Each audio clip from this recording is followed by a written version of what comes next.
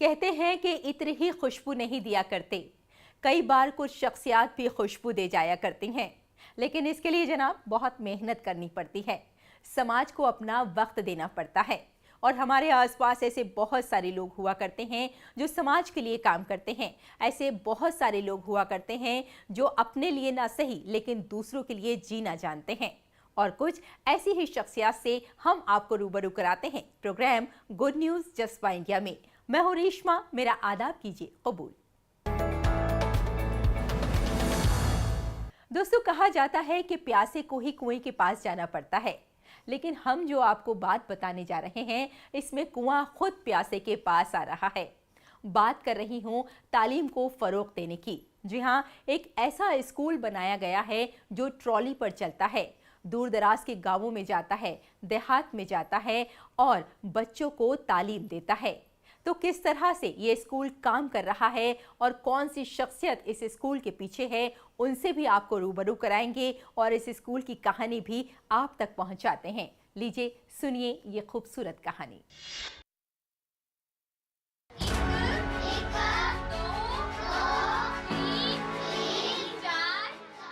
ऐसा स्कूल आपने शायद ही देखा होगा जिसमें बच्चे पढ़ने नहीं जाते, लेकिन स्कूल बच्चों को पढ़ाने आता है।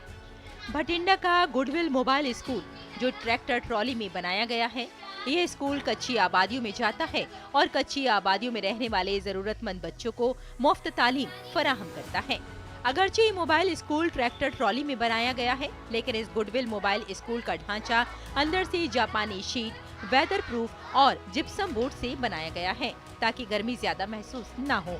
पंखे भी लगाए गए हैं ताकि गर्मी की वजह से बच्चों को पढ़ाई में किसी भी किस्म की दुश्वारी का सामना न करना पड़े। इब्तिदा में कच्ची आबादी वाले अपने बच्चों को तालीम दिलाने के लिए तैयार नहीं थे, लेकिन वक्त के साथ कच्ची आबादी में रहने वाले भी तालीम की अहमियत को समझने लगे। इसलिए गुडविल सोसाइटी के जरिए रिटायर्ड इंजीनियर ने जिला भटिंडा में मुफ्त तालीम फराहम करने की रफ्तार को रुकने नहीं दिया। अब तक तकरीबन 600 से 700 बच्चों को गुडविल मोबाइल स्कूल से प्राइमरी तालीम देकर सरकारी स्कूलों में दाखिला दिलवाया गया है। ये स्कूल झुग्गी झोपड़ी के जरूरतमंद बच्चों के लिए बनाया गया है, जिनको कभी भी कहीं भी एजुकेशन वो नहीं ले पाते, तो हम उनके झुग्गी झोपड़ियों में ही आकर के, ये हमारी मोबाइल वैन है, वहाँ पर उनकी एनरोलमेंट करके हम इनको यहाँ पर पढ़ाते हैं और 1 साल तक ये स्कूल चलता है। उसके बाद इनकी जो नज़दीक का गवर्नमेंट प्राइमरी स्कूल होता है उसमें इनकी एडमिशन करवा दी जाती है और ये पिछले 16 साल से स्कूल चल रहा है। बहुत ही ये 14वां स्कूल है। आज तक 600-700 बच्चों को हम पढ़ा चुके हैं। ये बठिंडा सिटी में भी हम अलग अलग स्लम बस्तियों में चलते हैं। असातिज़ा ट्रॉलियों के साथ मुख्तलिफ महलों में भी जाते हैं और बच्चों को पढ़ाते हैं, इस बात को यकीनी बनाते हुए कि उन्हें बुनियादी तालीम फराहम की जाए। स्कूल में पढ़ाने के लिए खवातीन असातिज़ा मौजूद हैं ताकि कोई भी वालिदैन लड़कियों को भेजने में हिचकिचाहट महसूस न करे। गुडविल मोबाइल स्कूल इसीलिए नाम रखा गया है क्योंकि ये एक जगह से दूसरी जगह माइग्रेट होता है। सर, इसका मतलब ये है कि जहाँ पे स्लम एरियाज होते हैं वो पॉइंट आउट निकाल के हम लोग देखते हैं कि जो बच्चे पढ़ने वाले होते हैं स्लम एरिया के, या जिनके पेरेंट्स बच्चों को नहीं पढ़ा पाते या लड़कियों को नहीं पढ़ा पाते, सर ये स्कूल स्लम एरिया के पास जाके वहाँ पे बच्चों को पढ़ाते हैं। ये सर आप देख सकते हो ट्रैक्टर ट्रॉली में बनाया गया है। इसमें सर पूरी तरह से वेंटिलेशन है, फैन भी देख सकते हो सर, फैन भी लगा हुआ है। यहाँ पे हम बच्चों को सर यहाँ पे स्टेशनरी भी प्रोवाइड करते हैं, कॉपी पेंसिल जो उनकी नेसेसरी है। बच्चों को बराह रास्त उनकी दहलीज पर तालीम फराहम करके गुडविल मोबाइल स्कूल जोग्राफियाई और माली रुकावटों को तोड़ रहा है और इस इक़दाम से मुआशरे में उम्मीद पैदा कर रहा है।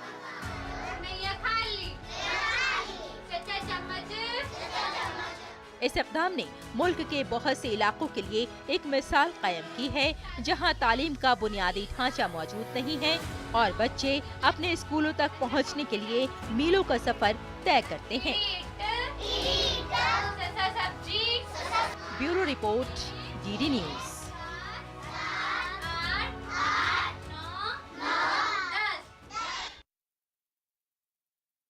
और अब आपकी मुलाकात करवाते हैं चंपारण दीदियों से। जी हाँ, ये वो बहनें हैं, ये वो दीदियां हैं जो स्कूल में लड़कियों को अपनी हिफाजत के गुर सिखा रही हैं। यानी ये बता रही हैं कि अपना दिफा किस तरह से कर सकती हैं वो, या फिर अपनी हिफाजत कैसे कर सकती हैं। अपनी ड्यूटी तो करती ही हैं, लेकिन साथ साथ वक्त निकालती हैं, लड़कियों को तालीम देती हैं अपनी हिफाजत करने की।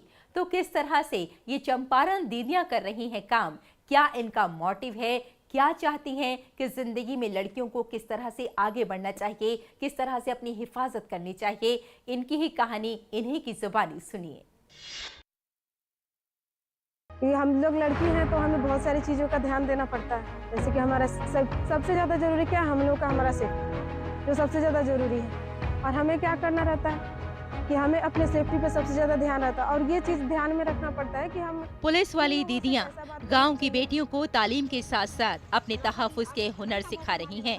चंपारण के बगाहा का मंजर है ये, जहां पुलिस बहनों ने अपनी बेटियों को तालीम, सेहत और अपने दिफा के लिए तैयार करने का बीड़ा उठाया है।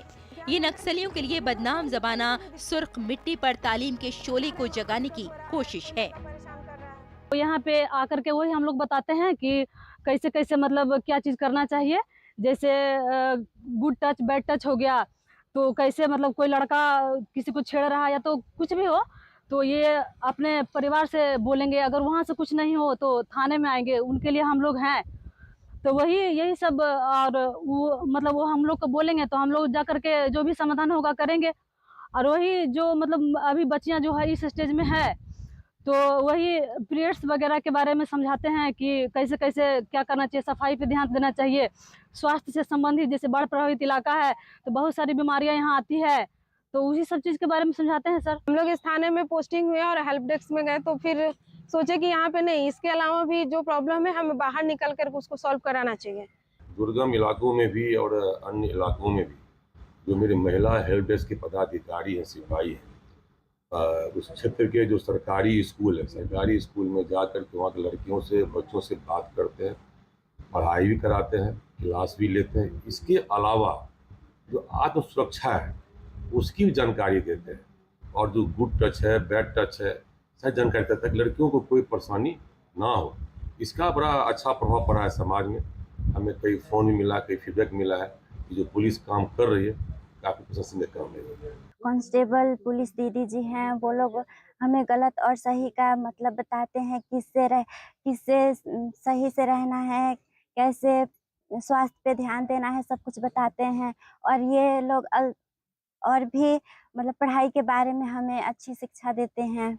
देखिए ये बहनें किस तरह गांव के स्कूल में जाती हैं और 9 उम्र लड़कियों को अपने दिफा के हुनर सिखाती हैं। यही नहीं, ये बहनें अपने निसाब के मुताबिक लड़कियों को पढ़ाती भी हैं। ये लड़कियां अब समझ गई हैं कि गुड टच और बैड टच क्या है। दरअसल बगहा पुलिस ने उन्हें थानों में खवातीन की हेल्पलाइन के तौर पर तैनात किया है, ताकि थाने पहुंचने वाली खवातीन को किसी किस्म की परेशानी का सामना न करना पड़े। लेकिन अपने काम के अलावा वो अपना वक्त निकालते हैं और लड़कियों को बाइख्तियार बनाने के लिए काम करती हैं। पुलिस हेडक्वार्टर से दूर जंगल के बीचों बीच वाक़े गोबरिया थाना मुजरिमाना नुक्ता नजर से इंतहाई हसास थाना माना जाता है। ऐसे में बिहार पुलिस की खवातीन सिपाहियों का ये स्कूल जराइम की शरह को कम करने में कारगर साबित हो सकता है, जिसमें सिक्योरिटी के साथ साथ तालीम के हवाले से भी मुहिम चलाई जा रही है। Bureau report, DD news. और यहाँ लेते हैं एक छोटा सा ब्रेक, जल्द हाजिर होते हैं। आप देखते रहिए गुड न्यूज जज्बा इंडिया का। दिन भर की भाग दौड़ में जब छूट जाएं जरूरी खबरें, जब आप हो जल्दी में और जाननी हो हर खबर, जब फटाफट अंदाज में देखनी हो आपको तेज खबर, जब केवल आधे घंटे में जानना हो देश दुनिया का हाल, तब देखिए खबरों का हाई स्पीड शो एक्सप्रेस 100।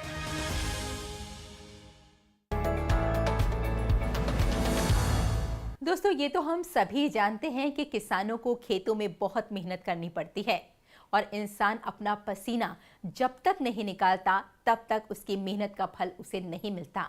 लेकिन जैसे जैसे हम डिजिटल हो रहे हैं, जैसे जैसे टेक्नोलॉजी एडवांस हो रही है, उसी तरह से हमारे किसान भी आगे बढ़ रहे हैं, डिजिटल हो रहे हैं।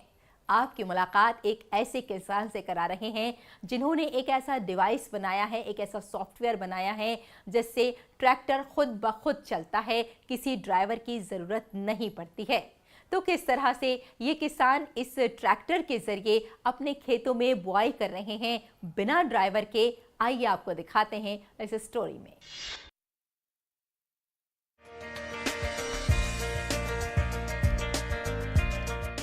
अकोला जिले के यावलखेड़ से ताल्लुक रखने वाले टेक्नोलॉजी के माहिर किसान ने बुआई में एक नया तजुर्बा किया है।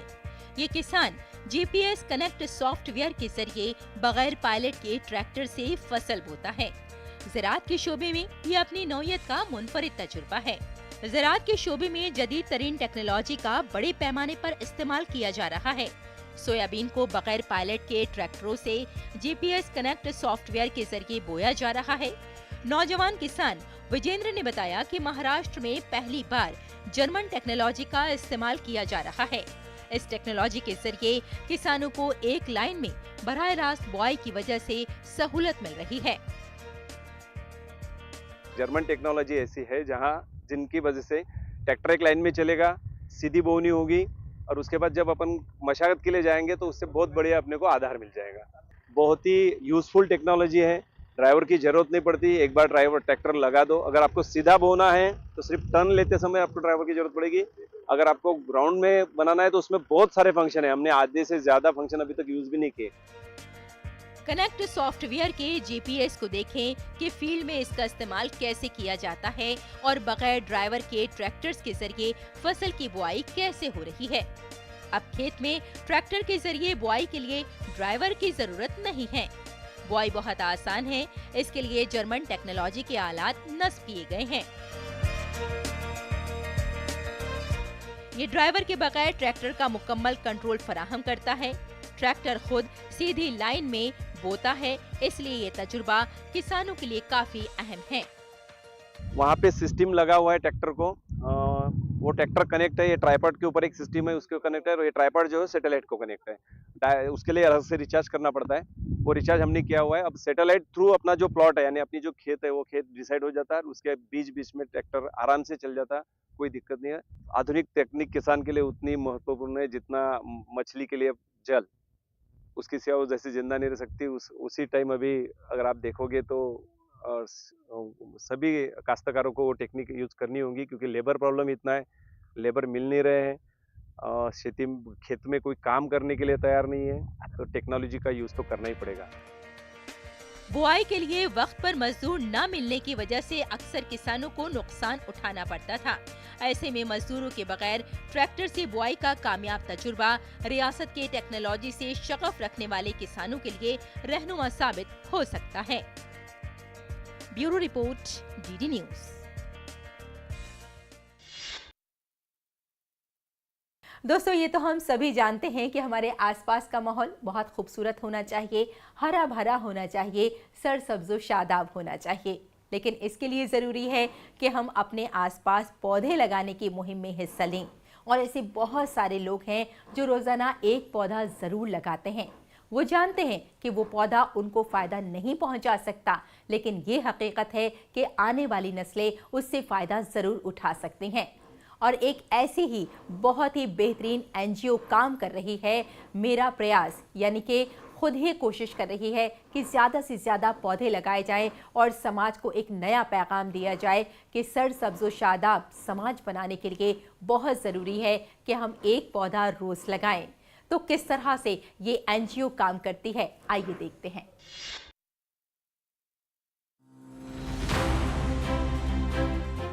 इस वक्त जमीन पर मुसलसल मौसमी तब्दीलियां देखने को मिल रही हैं, जिसकी वजह से बढ़ती हुई आबादी का दबाव भी माहौलियात पर पड़ रहा है। ऐसे में जुलाना सब डिवीजन के इर्द गिर्द के माहौल को बचाने के लिए एक समाजी तंजीम मेरा प्रयास सामने आई है। हरियाणा के जिंद जिले के इलाके को हरा भरा बनाने के लिए दरख्त लगाकर माहौल को बचाने की कोशिश की जा रही है। माहौलियाती तहफ़्फ़ुज़ के लिए इन लोगों की लगन इस कदर है कि वो अपनी तनख्वाह का कुछ हिस्सा इस नेक काम में खर्च करते हैं।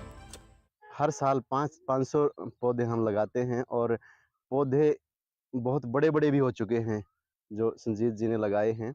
और हर साल 500 पौधे लगाने का लक्ष्य जो हम पूरा कर रहे हैं 2016 से। ये है संजीत कौशिक, जिन्होंने अपनी मुलाजमत से वक्त निकालकर लोगों को आगाह करने के लिए आगे बढ़े और उन्होंने साल 2004 में बच्चों की सालगिरह और किसी खास तकरीब पर दरख्त लगाकर इसकी शुरुआत की और साल 2016 में ये तंजीम एक समाजी तंजीम में तब्दील हो गई। तब से ये मुसलसल दरख्त ही लगा रही है, जिसके साथ हर साल बारिश के मौसम में तकरीबन 500 दरख्त लगाने का हदफ रखा गया है। 2004 के आसपास से किसी न किसी के जन्मदिन पर कोई न कोई अच्छा अवसर ढूंढ के हम पौधे लगाते आए हैं, लेकिन 2016 के बाद हम कंटिन्यूटी में बल्क में हम पौधे लगा रहे हैं।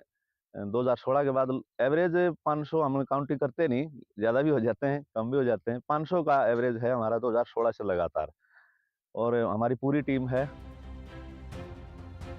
जुलाना के इलाके के लोग अपनी सालगिरह, शादी की सालगिरह या किसी भी खुसूसी तकरीब के मौके पर दरख्त जरूर लगाते हैं। जुलाना के इलाके में दरख्त लगाने की मुहिम का आगाज हो चुका है, जिसके लिए यहाँ के नौजवानों, बुजुर्गों और शहरियों में एक अलग ही जोशो खरोश देखा जा रहा है। 2004 में शुरू होने वाली दरख्त लगाने की मुहिम आहिस्ता आहिस्ता एक तहरीक की शक्ल इख्तियार कर गई। सूरत हाल ये है कि आज मेरा प्रयास से सैकड़ों लोग अपने इलाके को सरसब्ज शादाब बनाने के लिए हर साल 500 के करीब पौधे लगाने का हदफ रखते हैं, जो कि उनकी कोशिशों से पूरे इलाके को हरियाली हासिल हो जाती है और जमीन के चारों तरफ हरियाली ही हरियाली नजर आती है। बहुत अच्छा लगता है उनका साथ देख के, मन भी खुश हो जाता है। इतने सारे पेड़ लगाते हैं, सबको लगाने चाहिए पेड़। इन्होंने जो जुलाना को हरा भरा करने का जो प्रतिज्ञा की है, उसमें ये खरा उतरने की अपना पूरा प्रयास कर रहे हैं। इन्होंने कई सालों से एक मुहिम चला रखी है इनकी संस्था ने कि जुलाना को हरा भरा करना है, जिसके तहत ये जुलाना को पूरा हरा भरा करने के लिए पूरा प्रयास कर रहे हैं और कई सालों से पेड़ पौधे, बहुत अच्छे पेड़ पौधे लगा रहे हैं। संजीत जी हमारे पड़ोसी हैं और ये बहुत कई सालों से पेड़ लगाने का काम कर रहे हैं और सारे जुलाना वासी इसके से बहुत प्रभावित हैं और उनको देखते हुए काफी लोग पेड़ लगाने शुरू कर रहे हैं और हम भी पेड़ लगाने शुरू कर रहे हैं। ये पौधे अब बड़े दरख्तों की शक्ल इख्तियार कर रहे हैं। अब जुलाना के इलाके में हर नौजवान माहौल को बचाने के लिए आगे आ रहा है और इस इलाके में एक नई मुहिम सामने आई है। Bureau report, DD news. और यहाँ लेते हैं हम एक और छोटा सा ब्रेक। जल्द हाजिर होते हैं। आप देखते रहिए गुड न्यूज जज्बा इंडिया का।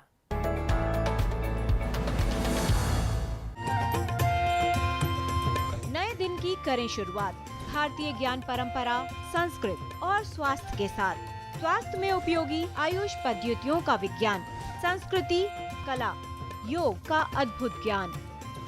देखिए विशेष कार्यक्रम सुप्रभातम डीडी न्यूज पर।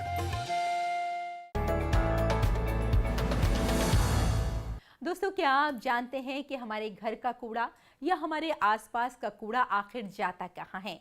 या फिर अगर आप ये भी जानते हैं कि कूड़ा को कहाँ डाला जाता है, लेकिन यकीनन आप ये नहीं जानते होंगे कि उस कूड़े का इस्तेमाल किस तरह से दोबारा से किया जा सकता है, किस तरह से कूड़े से बहुत सारी चीज़ें बनाई जा सकती हैं और अगर कुछ नहीं तो इसे कंपोस्ट किस तरह से बनाया जा सकता है, यानी खाद की शक्ल में कूड़े को किस तरह से इस्तेमाल किया जा सकता है। और इसके लिए एक मशीन भी बनाई गई है कि जल्द से जल्द कूड़े को कंपोस्ट की शक्ल दे दी जाए। तो किस तरह से ये मशीन काम करती है और कौन इसके पीछे काम कर रहा है, आइए देखते हैं इस रिपोर्ट में।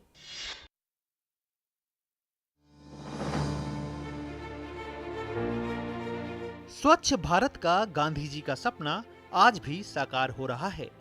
आज जब देश में स्वच्छ भारत अभियान को 10 साल पूरे हो चुके हैं, ऐसे में गुजरात के एक अधिकारी वर्षों से प्रकृति का उपयोग, प्रकृति को ही बचाने और संरक्षित करने में लगे हैं। अपने वेस्ट मैनेजमेंट के जरिए स्वच्छता का संदेश घर घर तक पहुंचाने का काम कर रहे हैं। ये है अहमदाबाद के retired wing commander Dharmendra Sharma, जो ड्यूटी से भले ही निवृत्त हो चुके हों, लेकिन देश की उन्नति के लिए अभी भी प्रवृत्त हैं और स्व अनुभव से लोगों को स्वच्छता के साथ वेस्ट का सेग्रीगेशन कैसे हो, इसकी सीख दे रहे हैं। अपनी गली में गिरे हुए हरे कचरे को प्रतिदिन जमा करने के लिए अपने ही घर के बाहर एक ड्रम की व्यवस्था की गई है, जिसमें ऊपर की तरफ नए कचरे को रखा जाता है और नीचे के कचरे से खाद्य निर्माण का काम किया जाता है। गार्डन से किचन और किचन से वापस गार्डन में, यानी मैं अपने किचन में जो भी चीज़ बनती है, जो भी उससे निकलता है, वो मेरा गार्डन में जाता है, और जो मेरे गार्डन से आता है वो मेरा फ्रूट्स, सब्जियां और विभिन्न विभिन्न प्रकार की सब्जियां जो मैं अपने यहाँ उगाता हूँ, ये उनमें कोई पेस्टिसाइड नहीं होता, ये उनमें कुछ भी गलत चीज़ नहीं होती, मैं कोई और मैन्योर यूज़ नहीं करता। तो मेरे घर में मुझे ऑर्गेनिक खाना खाने को, नेचुरल फार्मिंग द्वारा बनी हुई चीज़ खाने को मिल जाती है। तो मेरे हिसाब से अगर हर आदमी चाहे तो छोटे छोटे घरों में, छोटी छोटी बालकनीज में भी लोग ये काम कर सकते हैं। आज सभी लोग स्वच्छता की ओर आगे बढ़ना चाहते हैं, लेकिन जल्दबाजी या आलस की वजह से प्लास्टिक, कांच, फूड और ग्रीन वेस्ट सबको एक ही डिब्बे में डालते हैं। धर्मेंद्र भाई और उनकी टीम के द्वारा गुजरात के विविध गांव और शहरों में जाकर सैनिग्रेशन के सरल रास्ते और उससे होते आर्थिक और आरोग्य और क्लाइमेट चेंज के बड़े नतीजे के विषय में लोगों को समझाया जाता है। साथ ही युवाओं को भी इस मुहिम से जोड़ने का काम किया जा रहा है। મહેસાણા ઝીરો વેસ્ટ હીરો એક સુંદર પ્રોગ્રામ છે, જે બાયોફિક્સ કરીને એક કંપની છે સુંદર, જે આ રીતનું જ ઓર્ગેનિક પ્રોડક્ટ્સ બનાવે છે. તેમના કોલેબરેશનમાં, ARC અને બાયોફિક્સના કોલેબરેશનમાં અમે આ પ્રોગ્રામ શરૂ કર્યો હતો. તો ત્યાં મહેસાણાને કઈ રીતે ઝીરો વેસ્ટ હીરો બનાવવું, મહેસાણામાં કઈ રીતે બાળકોને, મેઇનલી કોલેજના બાળકોને, કે જે બાળકો અત્યારે OTT પ્લેટફોર્મ્સમાં ખોવાયેલા છે, એમને કઈ રીતે આપણે જિમ્મેદાર બનાવી અને એમના એરિયાને, એમના સિટીને કઈ રીતે એ લોકો જિમ્મેદાર નાગરિક તરીકે સાફ કરે અને લોકોને જાગૃત કરે કે દરરોજ કોઈ સાફ કરવા આવવાનું નથી, આપણે આપણો એરિયા જાતે જ સાફ રાખવાનો છે. તો લોકોને કઈ રીતે, લોકો સુધી ક્યાં સુધી પહોંચે અને એને સાફ રાખે, તે માટે પ્રયાસ કર્યો છે.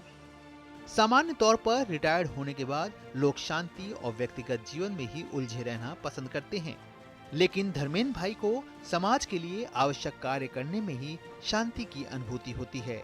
उनके द्वारा शुरू किए गए अभियान में आज 200 से भी ज्यादा लोग जुड़े हुए हैं और स्वच्छ जागृति से जन जागृति के इस सफर को देश भर में ले जाने के लिए आगे प्रयास कर रहे हैं। कुणाल चौहान के साथ ख्याति वाजपेयी जैन की रिपोर्ट, TD न्यूज।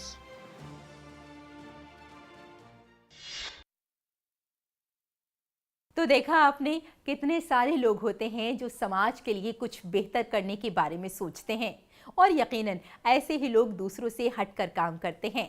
और कई बार वजीर आज़म नरेंद्र मोदी इन शख्सियात का जिक्र मन की बात में भी करते हैं।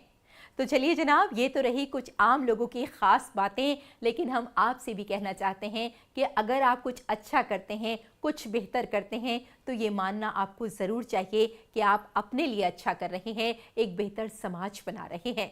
अगर हम कुछ नहीं कर सकते तो कम से कम अपने चेहरे पर एक मुस्कुराहट रख सकते हैं, क्योंकि जब आप मुस्कुराते हैं तो दूसरों को मुस्कुराने का सबब दे जाते हैं। इसी के साथ bye bye and take care.